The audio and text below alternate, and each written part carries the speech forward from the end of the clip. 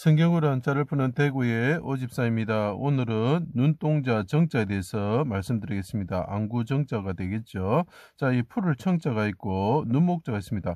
푸른 눈, 뭐 이런 뜻은 아니지요. 자, 푸른 사랑과 관련된 눈이다 이런 뜻이죠. 자, 이것이 왜 눈동자 정자인지 제가 설명드리겠습니다. 자, 주의 말씀을 눈동자 같이 지켜야 하는 자기 백성들이 지키지 않았다는 거죠.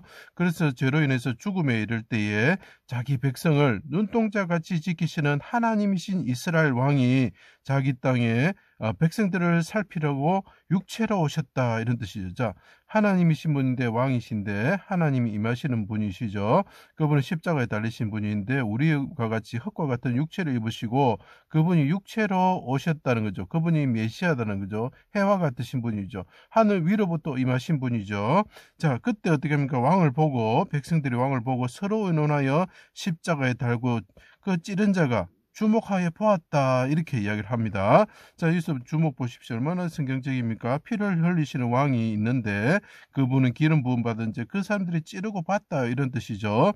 자, 여호와의 날에 해가 빛을 잃고 어둠이 임할 때에 하나님이 그 십자가에 계신 왕에게 임하셨을 때 해산하는 여인처럼 헐떡이며 백성의 죄를 담당하시고, 자, 여기서 해산한 여인처럼 헐떡인다는 것은 숨이 차서 헐떡인다는, 그래서 제가 청색정 할 때 풀을 청자가 그거라 그랬죠. 예수님이 십자가의 왕으로 하나님이신데 왕으로 오셨을 때 그분의 육체가 어떻게 되느냐, 푸르게 된다는 거죠. 그래서 계속에는 성경에서 푸르다는 것을 초점을 가지고 자꾸 봐야 됩니다. 그래서 예수님께서 말합니다. 자기는 청동뱀이다. 청동뱀이라고 이야기하는 게 있어요. 노뱀이라지만 그것을 구분하면 청동뱀이라는 것입니다. 그 뱀에게 공격을 받으시고 뱀을 삼켜버리는 뱀과 같은 존재가 되시는 거죠. 청동뱀이라는 거죠. 자, 그분을 볼 때에 백성의 죄를 담당하시고 그분이 통곡과 눈물로 눈동자를 쉬지 않게 하시면서 자녀들의 생명을 위해서 자녀들이 거듭나서 죽음에서 거듭나서 구원을 받기 위해서 지성소를 향하여 하나님을 바라보시면서 그 영혼이 하나님을 바라보시면서 그분이 손을 들고 하나님께 피 묻은 손을 들고 피를 뿌리는 속죄의 피를 뿌리는 대제사장처럼 손을 들고 지성소를 향해서 그 백성들을 위해서 그분이 눈물을 흘리면서 기도했다는 거죠. 청색실을 가진 그 에봇을 입으시고 휘장도 마찬가지입니다. 육체지요. 청색 속옷을 입으신 대제사장으로서 하나님께 부르짖으셨다는 거죠. 그분이 통곡과 눈물로 눈동자를 쉬지 않게 청색 옷을 입으신 청색 실을 의미하시는 그 왕이 대제사장으로서 그분이 눈동자의 눈물을 흘리시면서 그분의 눈동자가 눈물을 흘린다는 거죠. 그래서 눈동자 정자가 되는 것입니다. 그분이 하나님을 바라보시면서 눈물을 흘리시면서 왕이 눈물을 흘리시면서 그분이 하나님께 부르짖었다는 것. 자기 백성들을 구원하기 위해서 하나님의 말씀을 눈동자처럼 지키지 않은 자들이죠. 이것을 아가스는 표현합니다. 몸에 아루새긴 상하에 청옥을 입힌 듯하구나. 눈은 시냇가의 비둘기 같다. 이렇게 이야기합니다. 비둘기가 뭡니까? 성령이 그 요단강에서 시냇가이죠. 내려오시는 그 성령을 뜻하는 거죠.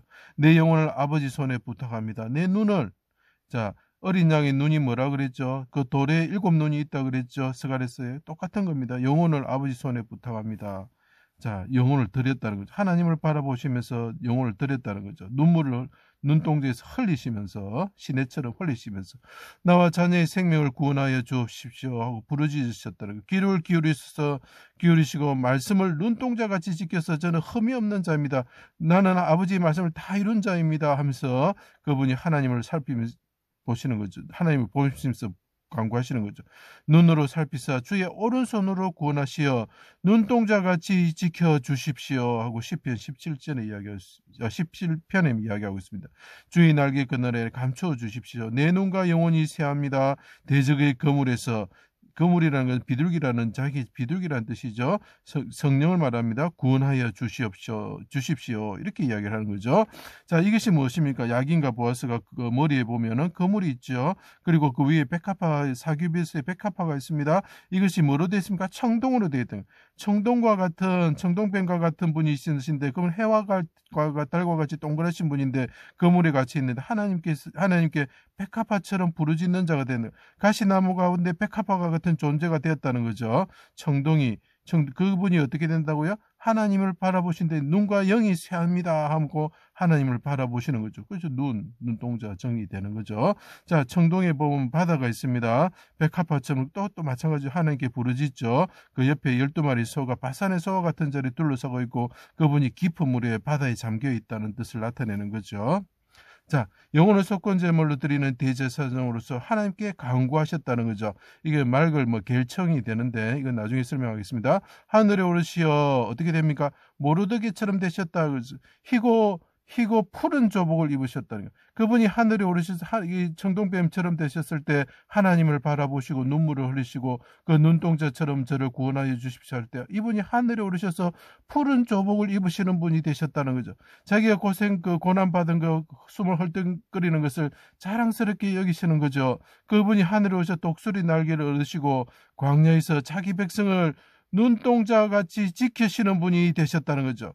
왜 이게 눈동자같이 지키셨다는 게 어떤 의미입니까?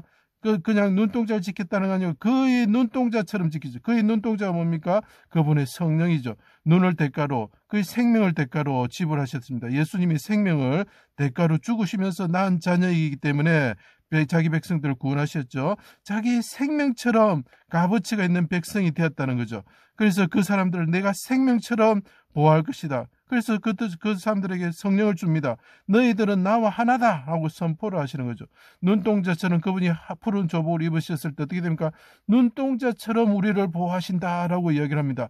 그것은 그분이 우리가 성령을 주심으로 우리가 하나가 되어서 네 값어치가 나와 같다라고 표현을 하기 때문에 눈동자와 같이 보호하신다고 선포하고 계시는 거죠.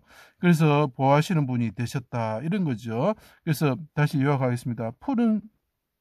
푸른 청동뱀처럼 죽으셨을 때 해산한 이언처럼 청색증에 걸리고 헐떡거리면서 죽으시면서 하나님을 바라보시면서 그분이 눈동자처럼 저를 보호해 주십시오. 제 백성들을 구원하여 주십시오 하면서 그 눈동자처럼 그분이 눈에서 눈물을 흘리셨을 때 어떻게 됩니까? 그분이 하늘에 오르셔서 그분이 지불한 그 성령을 지불하고 생명을 지불하고 그 눈이죠. 그죠?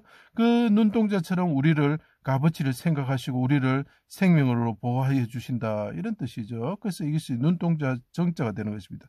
자, 우리 흙과 같은 사람들이 죽게 되어서 몸이 시퍼래질 때에 누굴 바라봐야 되겠습니까? 청동뱀 대신 예수 그리스도를 바라보시기를 바랍니다. 그것이 이 세상에서 지옥에 가지 않고 오직 살 길입니다. 제 강의를 들어주셔서 감사합니다.